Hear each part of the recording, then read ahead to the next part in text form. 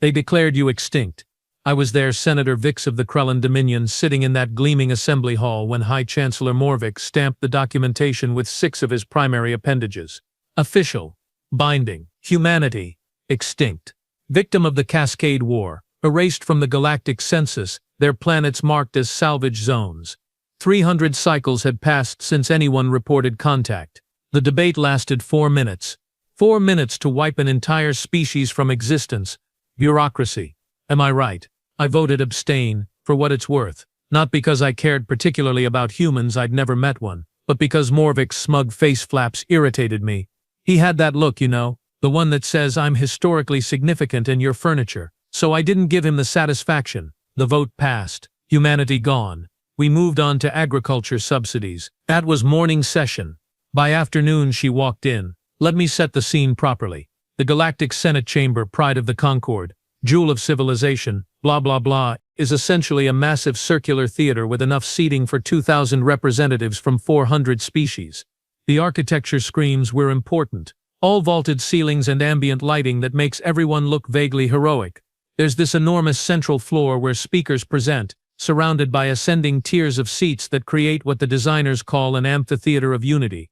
I call it a fishbowl for blowhards. Security was top tier. 60 different scanning arrays, biometric verification, pisionic dampeners for the species that get touchy. You couldn't bring a weapon into that chamber if you somehow smuggled it inside your own biology. Which, yes, some species have tried. There was an incident with a Grellian representative and what we diplomatically termed weaponized flatulence, but that's classified and also disgusting. Point is, nobody walks into the Senate unannounced. Nobody. Senator Thex Narol of the Vexian Collective was mid-speech, something tedious about mining rights in the outer fringe when the main doors opened. Not the side entrances delegates use. The main ceremonial doors. Those things are 30 meters tall, solid titanium composite, decorated with the entire history of galactic civilization in relief. They weigh approximately 4,000 tons each. They don't just open. They parted with this low grinding thunder that made every conversation stop. Emergency lighting kicked in purple strobes that meant security protocols were activating. Felix Narol's speech died mid-syllable. His translator kept going for a few seconds, creating this surreal echo. Therefore the extraction percentages should, we all turned. She stood in the doorway. Human. Female, I later learned. Roughly 1.7 meters tall, which is small by Concord standards but apparently average for her species. Dark skin, darker hair pulled back in what I now know is called a bun. She wore, well, I didn't recognize the material then. Looked like fabric. Simple, form-fitting, black with gray panels. No armor I could identify. No visible weapons. But her eyes. I've seen a lot of species, okay. I've watched Gorvathan war priests enter blood rage. I've negotiated with Silixian hive minds during feeding frenzy. I've played cards with Korthian pirates who'd murdered their own clutchmates for fun. This human's eyes made all of them look cuddly. Not angry. Not wild. Just aware. Calculating. Like she was simultaneously cataloging every exit, every face, every potential threat and opportunity, running some kind of continuous tactical assessment while also appearing completely, almost dangerously calm. She smiled. Sorry I'm late, she said. Her translator worked fine. Must have been military grade. But there was something in her tone that transcended language. Sarcasm. Amusement. A hint of was that a threat? I couldn't tell. The audio had this weird quality like she was sharing a private joke with herself. Security swarmed immediately. 12 armed guards in full combat suits, weapons charging, surrounding her in textbook formation. To her credit, she didn't move, just stood there, hands visible, that smile still playing at the corners of her mouth. Identify yourself. The security chief, a particularly aggressive Threxian named Kolo, had all 4 of his rifles aimed at her center mass. You are in violation of Section 7, Paragraph 12 of the Concord Security Statutes. Unauthorized entry into a restricted governmental space, penalty up to 15 cycles imprisonment. Yeah, I read the manual. She yawned. Actually yawned. Can we skip the part where you threaten me and jump to the part where you call your boss? This is kind of important. High Chancellor Morvik rose from his central podium, face flaps quivering with indignation. How dare you? Oh good. You are the boss. She looked directly at him. Morvik, right? The guy who just declared my entire species extinct. Yeah, hi. Ava Reyes, Captain, Earth Defense Coalition, reports of our death, slight exaggeration, silence. I mean complete, absolute, you could hear someone's digestive tract processing silence. Morvik's flaps went from quivering to fully inflated, a sign of extreme agitation. Impossible. The scans, the surveys, 300 cycles without contact. 300 years, Ava corrected cheerfully. Your cycles are longer than our years. It's only been about 250 for us, and we've been pretty busy. You know, rebuilding civilization after you guys accidentally bombed us into the Stone Age during your whole Cascade War thing. That was collateral damage. The Vrex Empire. Yeah, the Vrex were using our system as a staging ground. You had to take them out. Unavoidable casualties. Thoughts and prayers, etc. She waved dismissively. Heard the official statement. Read the apology you sent to our government. Well, our former government. Before the orbital bombardment vaporized it. Morvik's translator was struggling to keep up with her verbal pace. The Concorde dispatched rescue missions. When they found no survivors, you dispatched 3 missions, over the course of 50 years, to a planet with 7 billion people. Ava's smile never wavered, but her eyes went cold.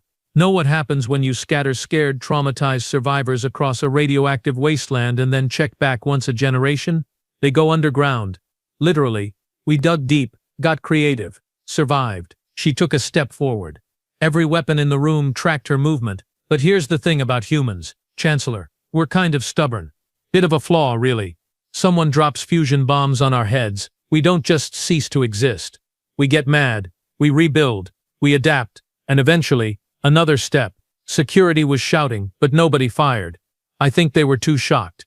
We come back to have a conversation with the people who wrote us off. This is an outrage. Senator Quelix of the Barrier Collective slammed 3 of his manipulator limbs on his desk. Security, remove this. Human. Ava supplied helpfully.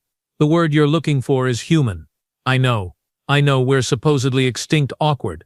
But let's be real, Quelix, can I call you Quelix? You were about to say creature, weren't you? Remove this creature. I heard the hesitation. Quelix's chromatophores flushed purple with rage. Sit down, Senator. Morvik's voice had gone very quiet. Dangerous quiet. He descended from his podium, approaching Ava with his full height nearly 3 meters, towering over her. You have 30 seconds to explain your presence before I authorize lethal force. I don't care what species you claim. Claim. Ava laughed. Not a polite laugh. A genuine, slightly unhinged laugh that made my spinal column try to relocate. Oh, this is fantastic. You want proof I'm human? Sure, let me think. She tapped her chin theatrically. I could show you genetic markers. Biometric scans, historical records, or, she moved. I still don't fully understand how. One moment she was standing there, surrounded by guards. The next she was behind Morvik, one hand resting casually on his shoulder. Having somehow bypassed 12 armed soldiers and their sensor nets without triggering a single alarm. I could just demonstrate. She finished sweetly. Morvik froze. Every weapon in the chamber swiveled, but nobody had a clear shot without hitting the High Chancellor. How did you? He started. Combat reflex neurology modification.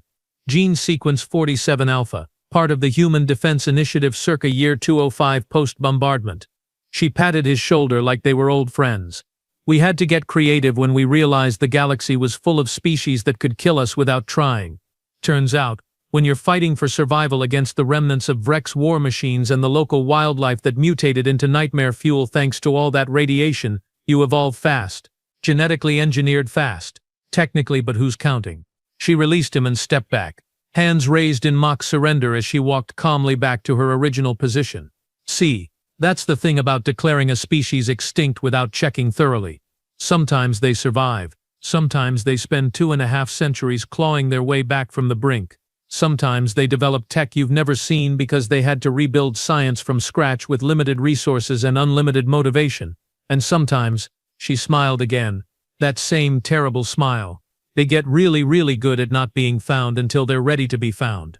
High Chancellor Morvik looked like he was processing several different catastrophic realizations simultaneously. You've been hidden for 300 cycles, 250 years. But who's mathing? And hidden is such a negative word. We prefer strategically avoiding detection while conducting reconnaissance. We've had scouts in Concorde space for the last century. Nice little observation posts. Very informative. That's espionage. Senator Thex Norrell sputtered. It's called making sure the people who accidentally genocided us aren't planning an encore. Ava's expression hardened. You want to talk violations of Concord law? Cool. Let's discuss the 47 violations of the Sentient Life Protection Act you committed when you used Earth's orbital space as a battlefield. Let's talk about the complete absence of reconstruction support mandated by emergency protocols. Let's discuss how you declared us extinct this morning without a single survey mission in the last 100 years. She pulled out a data chip from where, I have no idea, her clothing had no visible pockets, and tossed it to the nearest security guard, who caught it reflexively. That's our lawsuit. 300 pages. 17 counts of criminal negligence, 47 counts of collateral damage without compensation, 1 count of premature extinction declaration, which, yes, we made a specific law for because apparently we needed to, and a partridge in a pear tree. My legal team is very thorough. Morvik's flaps had gone completely flat. A bad sign. You cannot simply march in here and demand reparations, recognition, basic acknowledgement that you screwed up, Ava interrupted. Yeah, actually I can. Because here's the fun part, Chancellor. While we were extinct, we rebuilt, we unified. Earth has exactly one government now. Took a while, lot of arguing, couple of minor wars, but eventually we figured out that fighting each other was stupid when we had a whole galaxy that forgot about us. So that lawsuit, it's backed by 7 billion very motivated, very angry, very alive humans who've spent generations hearing bedtime stories about the beautiful golden age before the sky turned to fire. She let that sink in. Now we can do this the easy way. You acknowledge your mistake, we negotiate terms, everyone moves forward like civilized beings. Or, her smile went sharp. We can do it the fun way. Your choice. And if we refuse to acknowledge this claim, Senator Vrelix of the Trade Consortium asked carefully, then I go home and tell my government that the Concord won't take responsibility for nearly wiping us out. And my government, which has spent 2 centuries nursing a spectacular grudge while developing weapons tech you can't even scan properly, might decide that diplomatic resolution is overrated. She shrugged. I personally think that'd be a terrible idea. War is messy, expensive. I like peace, but I'm just the messenger. She wasn't bluffing. I could tell. Years of reading tells across species, and this human had the absolute certainty of someone holding a winning hand. Morvik looked at her for a long, long moment. Prove it, he said finally. Prove you represent a unified Earth. Prove your people survived. Prove any of this is real and not an elaborate deception. Ava's smile became genuine. Thought you'd never ask. She pulled out another device. Seriously. Where was she keeping these things? And activated a holographic display.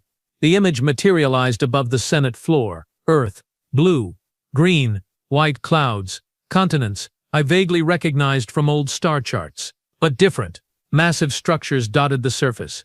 Cities, but not like the ruins pre-bombardment surveys had shown.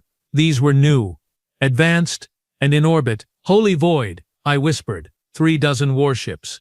Human design, clearly different from any Concord pattern, sleek, predatory, and according to the sensor data scrolling beside the image, equipped with weapon systems that made my combat-trained brain scream warnings. Meet the home fleet, Ava announced cheerfully. We've got another 6 fleets scattered across reclaimed colony systems. Oh, didn't know we had colonies? Yeah, we found a few that survived. Been busy reconnecting, building, preparing. Preparing for what? Quelix demanded. For this. She gestured at the Senate chamber. For the day we stopped hiding and reminded the galaxy that humanity doesn't stay dead. For the moment we walked back into the house that burned us and said, hey, we're back. Let's talk. The hologram shifted. Population centers, industrial complexes, agricultural zones showing productivity levels that suggested billions of citizens. We've been patient, Ava continued. We've been careful. We've watched you guys stumble through another century of politics and minor conflicts while we rebuilt everything you destroyed. But extinction? That was insulting. That was the final straw. She deactivated the display. So here's my proposal. High Chancellor. You revoke the Extinction Declaration. You acknowledge that the Cascade War harmed Earth. You negotiate reparations. We're reasonable. We're not asking for the moon, just acknowledgement and some help rebuilding what you broke. And in exchange, she spread her hands. We don't hold a grudge. We join your little Concord. We play nice. We contribute. Hell, we've got some tech innovations you might find interesting. Win-win. And if we refuse? Morvik asked quietly. Then we leave. We go back to hiding. We keep building. And maybe in another century or two, when we're even more advanced and even more numerous, we have this conversation again, under less friendly circumstances. Her expression never changed. Honestly, I hope you pick option 1. I didn't come here to threaten. I came here to extend an olive branch. An olive branch armed with fleet killer weapons, Senator Thex Naral muttered. Peace through superior firepower. Ava winked. It's a human tradition. The Senate chamber erupted into chaos. Representatives shouting, demanding, questioning. Security still had weapons trained on Ava, who stood there looking utterly unbothered, like she was waiting for a bus rather than facing potential execution. I noticed Morvik hadn't moved. Just stood there, staring at this impossible human who'd shattered his comfortable morning with the most absurd, audacious, insane diplomatic maneuver I'd witnessed in 300 years of Senate service. Finally, he raised a manipulator. Silence fell gradually. We will require time to verify your claims, he said carefully. Take all the time you need. Ava handed him a communicator chip. My contact info. Fair warning, you've got 72 hours before my government assumes negotiations failed and recalls me.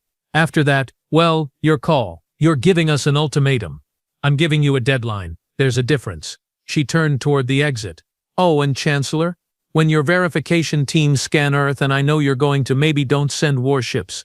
Send diplomatic vessels, science ships. Show some good faith, because I guarantee our defense grid will interpret battle cruisers as hostile intent, and that would be a terrible way to restart human-Concord relations. She walked toward the door. Security parted. Nobody stopped her. At the threshold, she paused and looked back. For what it's worth, I voted against this method. I wanted to send a formal message, request a hearing, do this properly. But my superiors pointed out that you'd probably ignore it, or dismiss it as fraud, or take years processing paperwork while we waited for acknowledgement. She shrugged. Turns out walking into your Senate and proving we exist is faster. Ruder definitely, but faster. You could have triggered a war, Morvik said. You already started one, 300 years ago.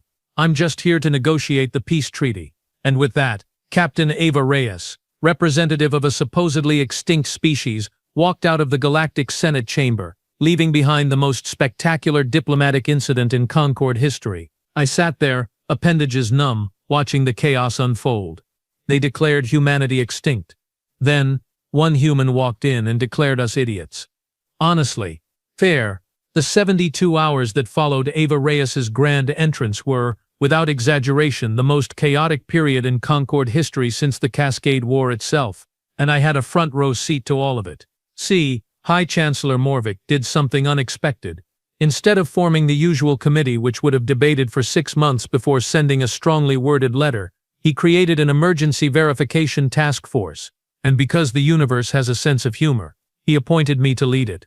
Me, Senator Vikes, the guy who voted abstain that morning because he was annoyed. You're politically neutral, Morvik explained, which was diplomat speak for everyone else refused. So there I was, 12 hours after humanity's resurrection, commanding a diplomatic vessel called the Steadfast Accord, terrible name, not my choice, with a crew of xenobiologists, historians, military analysts, and one very nervous communications officer named Plicht, who kept asking if the humans were going to eat us. They're omnivorous, not cannibalistic, I told him for the 5th time. But the stress hormones could. Plicht, focus, focus.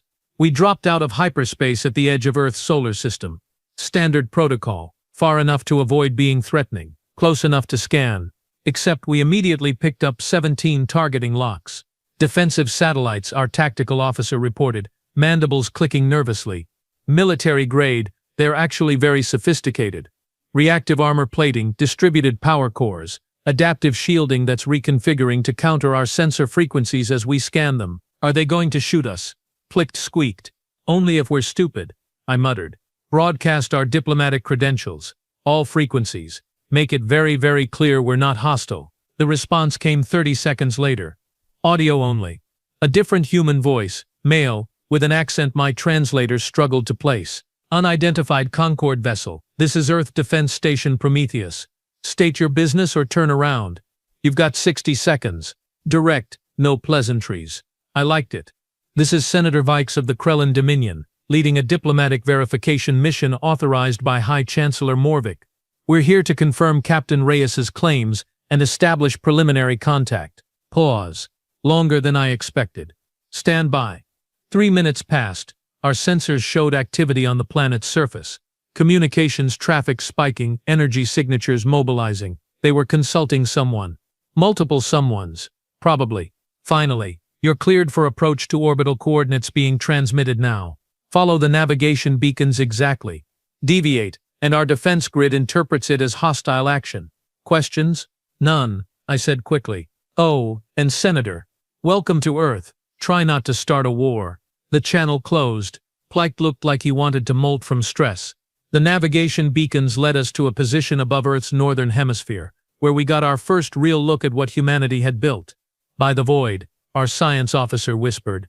Orbital infrastructure, lots of it. Shipyards, manufacturing platforms, defense stations, what looked like massive solar collection arrays, and dozens of smaller vessels moving in coordinated patterns. All of it new construction. Nothing matched pre-bombardment architectural styles, and the ships. 37 warships in visual range, just like Ava's hologram showed. But seeing them in person was different. They had this predatory aesthetic. Angular, aggressive, built for function over form. Sensor-absorbent hulls that made our targeting systems very unhappy.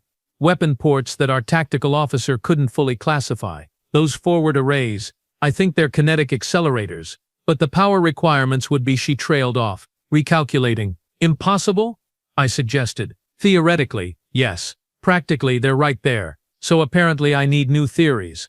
A shuttle launched from the nearest orbital station. Small, fast, painted with Earth Defense Coalition markings, and what I later learned was their nation-state flag. Blue and white stripes, red corner with white stars. 50 stars, specifically. Symbolism I didn't understand then. The shuttle docked with our airlock. Smooth, professional. Whoever trained their pilots knew their business. The airlock cycled. I stood in our receiving bay with my diplomatic staff. 6 people representing various Concord agencies, all looking varying degrees of nervous. The inner door opened. Captain Ava Reyes stepped through, wearing the same black and gray uniform, looking completely unfazed by being surrounded by aliens. Senator Vikes. She extended her hand. Thanks for accepting the invitation. I'd researched human customs during the flight. The hand gesture was a greeting. I reached out with my primary manipulator and she gripped it firmly, not aggressive, just confident, and moved it up and down 3 times. Handshake, she explained. Standard human greeting. Shows you're not holding a weapon and you're willing to engage peacefully. Ancient tradition, kind of outdated now that we have ranged weapons, but it persists. Fascinating, I managed. Her grip was surprisingly strong for her size. She released my hand and gestured to the 2 humans flanking her. My associates, Dr. James Okoro, xenobiological specialist and historian. A tall human with dark skin and an easy smile nodded. And Lieutenant Maya Soto, security and tactical liaison. Shorter, stocky, with alert eyes that were currently cataloging every person in our delegation. Your bodyguard? I asked. More like person who keeps me from accidentally starting wars, Ava said cheerfully. I have impulse control issues. Maya has impulse control and 3 doctorates in alien psychology. Balance. Maya smiled thinly. Captain Reyes is being modest. She has excellent impulse control. She just chooses when to use it. I walked into the Senate uninvited. Strategically uninvited. There's a difference. They had an easy rapport. Good sign. Teams that trusted each other usually represented stable governments. Shall we proceed to the planet? Dr. Okoro suggested. We've prepared a comprehensive tour. Historical sites, current population centers, technological demonstrations, whatever you need to verify our claims. And probably some propaganda, Ava added. Let's be honest, we want you to be impressed. We've worked hard on this whole thriving civilization thing, and we'd like credit. I appreciated the honesty. Lead the way. The descent through Earth's atmosphere was emotional. I'm not a sentimental being. 300 years in politics burns that out of you. But watching this planet come into focus, oceans, continents, weather patterns, the night side glittering with billions of lights, knowing what it had survived, looks different than your historical records, doesn't it? Ava said quietly. She'd moved to stand beside me at the viewport. The atmospheric composition is cleaner than pre-bombardment surveys indicated. I said. We had to rebuild the biosphere from scratch. Well, not scratch. Some ecosystems survived in deep ocean environments and isolated pockets, but mostly scratch. Took us 100 years just to stabilize the carbon cycle. She pointed at a massive green expanse below.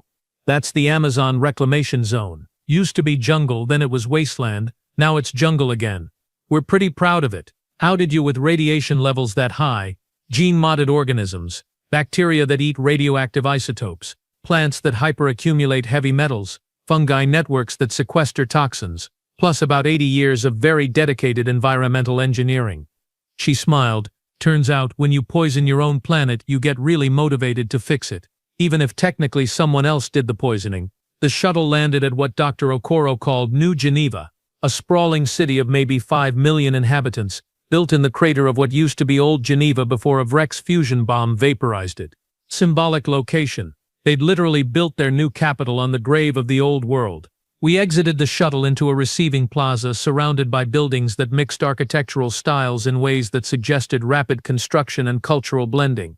Crowds had gathered, hundreds of humans kept at a respectful distance by security barriers, all staring at us with expressions ranging from curiosity to something that might have been anger. Don't take it personally, Maya said, noticing my discomfort. Some of our citizens have strong feelings about the Concorde. We're working on it. Strong feelings was diplomatic understatement. I could see protest signs. Read the translated text. Remember the bombardment. Justice for Earth. Never forgotten. One child, couldn't have been more than 6 human years old, held a sign that said, "My great-grandma survived the fire. Did you apologize?" Ava followed my gaze. Yeah, that's gonna be a theme. We haven't forgotten what happened, Senator. Can't forget. We teach it in schools. Show the historical footage. Make sure every generation knows the price we paid. That seems, I searched for the right word. Painful. It is. It's also necessary. She started walking toward a building marked with official insignia. We spent 2 centuries clawing our way back from extinction. If we forget why, if we let it fade into comfortable history, we risk becoming complacent. Weak, we remember the fire so we never burn again. Dr. Okoro held open a door. This way, please. The council is waiting. The Earth Council met in a circular chamber that deliberately echoed the Senate's design, a pointed bit of symbolism that wasn't lost on me. 50 representatives, one from each of Earth's unified nation-states, seated in ascending tiers. At the center podium stood an elderly human woman with silver hair and eyes that had seen things I probably couldn't imagine. Senator Vikes, she said, voice steady despite her apparent age. I'm Premier Lin Zhang, current chair of the Earth Council. Welcome to our planet. I bowed in what I hoped was respectful acknowledgement. Thank you for receiving us, Premier. We're here to verify whether we're real, whether we're unified, whether we're a threat. She smiled without humor. Captain Reyes briefed us on your mission parameters. We're prepared to answer any questions and provide any evidence you require. But first, she pressed a control. The chamber's walls lit up with holographic displays. Historical footage. I watched cities burn. Watched orbital bombardment turn continents into hellscapes. Watched desperate survivors digging into the earth, building underground shelters with salvaged materials and sheer determination. Watched children born in darkness, never seeing the sun. Watched the slow, agonizing process of reclamation year by year, generation by generation, humanity crawling back toward the light. The footage ran for 20 minutes. Nobody spoke. My delegation watched in horrified silence. When it ended, Premier Zhang looked at each of us. That is what the Cascade War did to Earth. That is what collateral damage looks like when you're on the receiving end. We don't show you this for sympathy. We survived, we're thriving. We don't need pity. We show you this so you understand why we're here. Why we hid for 2 centuries. Why we won't be dismissed or forgotten again. She gestured, and the displays changed to current data. Population statistics, industrial output, agricultural production, energy generation, military capabilities, 7.2 billion citizens across Earth, and 6 reclaimed colony worlds. Unified government formed 90 years ago after the Continental Accords. GDP equivalent to a mid-tier Concorde member state and growing at 8% annually. Technological development emphasizing self-sufficiency and defensive capabilities. We're not asking to join the Concorde as supplicants. We're proposing membership as equals. One of my staff, a Vexian economist, raised a manipulator. These numbers, if accurate, would make you the 13th largest economy in Concorde space. They're accurate. We'll open our financial records for independent audit. And the military capabilities, our tactical officer asked nervously. Leo, Premier Zhang nodded to Ava, who stepped forward. We currently maintain 9 active fleets comprising 372 vessels ranging from light frigates to heavy dreadnoughts. Ground forces number approximately 50 million active personnel with another 200 million in reserve. We've developed proprietary weapon systems including kinetic bombardment platforms, directed energy arrays, and what we're calling reactive defense networks. Basically, automated systems that adapt to incoming threats in real time. She pulled up schematics. We're not the strongest military in the galaxy, we know that. But we've designed our doctrine around asymmetric defense and rapid response. We can't conquer anyone, but we can make invading Earth prohibitively expensive. Mutually assured deterrence, updated for interstellar politics. You built all this in secret, I said slowly. For 250 years. We got good at hiding during the post-bombardment period, Dr. Okoro said. When your world is actively trying to kill you, stealth becomes survival. We just kept doing it, stayed quiet, avoided Concorde shipping lanes, developed sensor-baffling technology. By the time we were strong enough to reveal ourselves, staying hidden was habit. Why reveal yourselves now? Plyke asked. Why not stay hidden longer? Build more. Ava and Premier Zhang exchanged glances. Because we're not interested in being galactic hermits forever, Zhang said. We want trade, cultural exchange, scientific collaboration. We want to be part of the bigger picture, but on our terms, as recognized equals, not as victims or charity cases. And the Extinction Declaration gave us the perfect opening. Ava added. You literally erased us from existence. Which meant when we showed up, it was impossible to ignore. Spectacular? Yes. Dramatic? Absolutely. Effective? Well, you're here, so, she had a point. The next 48 hours were a whirlwind of verification. We toured factories, schools, hospitals, military installations, interviewed citizens randomly selected from population databases, reviewed historical records, conducted independent sensor sweeps of the entire planet. Every single claim checked out. Earth was alive, thriving, united, advanced, and very, very serious about never being forgotten again. On our last evening, Premier Zhang hosted a formal dinner, a human custom involving communal eating and conversation. The food was interesting, complex flavors, wide variety, clearly culturally significant. This is called fusion cuisine, Dr. Okoro explained, noticing my confusion at the eclectic mix. Before the bombardment, Earth had thousands of distinct cultures with unique culinary traditions. After, well, we lost a lot, but we preserved what we could, and combined the survivors into something new. This meal represents 50 different cultural heritages. Survival through synthesis, I said. Exactly. Halfway through the meal, a young human approached our table, late 20s wearing a military uniform with engineering insignia. She looked nervous. Excuse me, Senator Vikes. I'm Lieutenant Amara Nkosi. I blinked. Thank me. You voted abstain on the Extinction Declaration. I checked the records. You didn't vote to erase us. It was a procedural stance. I didn't actually know, still counts. She smiled. My great-grandmother survived the bombardment. She's 98 now, still tells stories about the old world. When Captain Reyes came back from the Senate and told us someone hadn't voted against us, Rand said to find you and say thank you. So, thank you, for not forgetting us before we could remind you we existed. She saluted a human military gesture and walked away before I could respond. I sat there, feeling something I hadn't felt in centuries. Shame. We'd declared them extinct without checking. Without caring. 4 minutes of debate to erase an entire species. And I'd been annoyed about politics. Heavy thoughts. Ava slid into the seat beside me.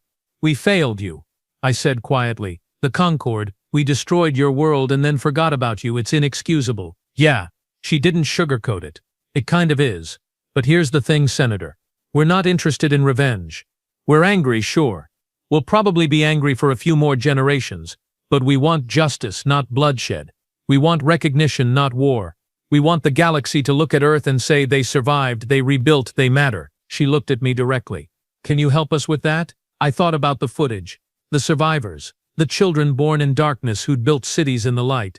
The species that refused to stay dead. Yes, I said. I can. I submitted my report to the Senate 71 hours after leaving Earth. 1 hour before Ava's deadline. The document was 300 pages.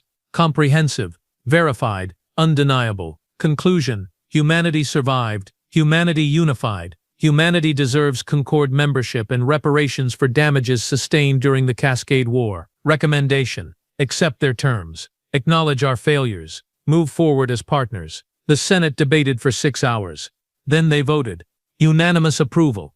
High Chancellor Morvick made the announcement personally, standing at the same podium where he'd declared humanity extinct 3 days earlier. The Galactic Concord officially recognizes Earth and its colonies as a sovereign nation and extends an invitation for full membership.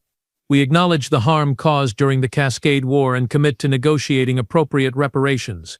We welcome humanity back to the galactic community. He paused, and we apologize for declaring you extinct. That was regrettable. In the gallery, Ava Reyes smiled. Earth joined the Concord officially 6 months later.